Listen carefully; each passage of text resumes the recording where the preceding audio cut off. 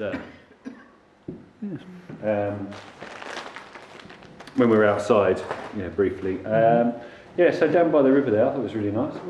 Yeah, it's a really nice spot. And where I was sort of down quite low, and I was kind of looking through, and there was all these kind of thistles or whatever they were sort of in front. So I quite liked having something that went all the way through the image from sort of the bottom to the top.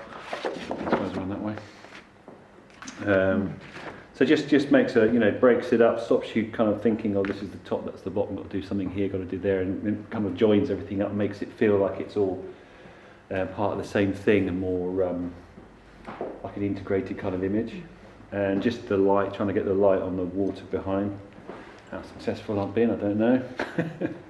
But I'll see what happens. And with these, in the same way that we were talking about the black and white ones, if you've got one which you think is really terrible, don't use that one. Don't start with that one just because you think it doesn't matter too much, because you just don't.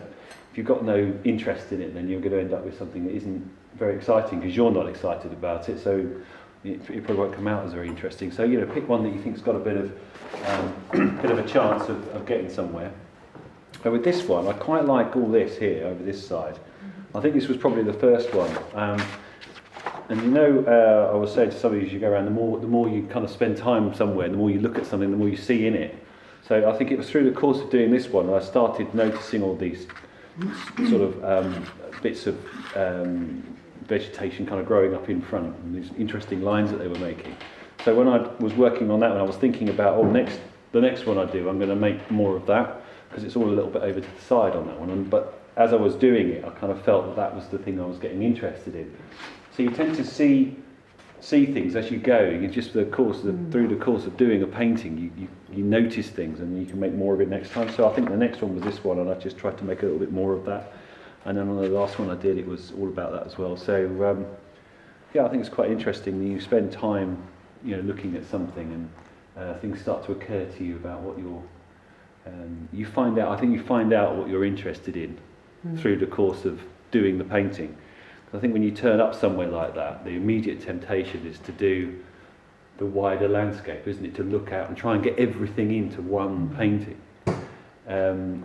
Whereas, as you start painting, you notice just by looking at the work that you do, you kind of see what you're interested in, because it kind of starts to tell you what you're interested in, because you look at it and go, oh, I like this bit here, so I'm going to make the next one more about that.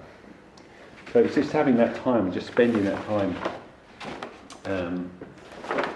sitting in front of something and looking at it.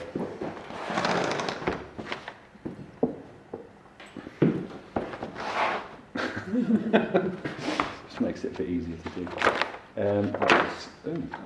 That's mine. I'm meant to stick those down. Maybe not on that page, I might stick them down somewhere else. That's the second one I did yesterday. So I'm going to pick one of these and have a go. I think I'll start with this one because it's got some nice bits in it, so I think I can make something out of it.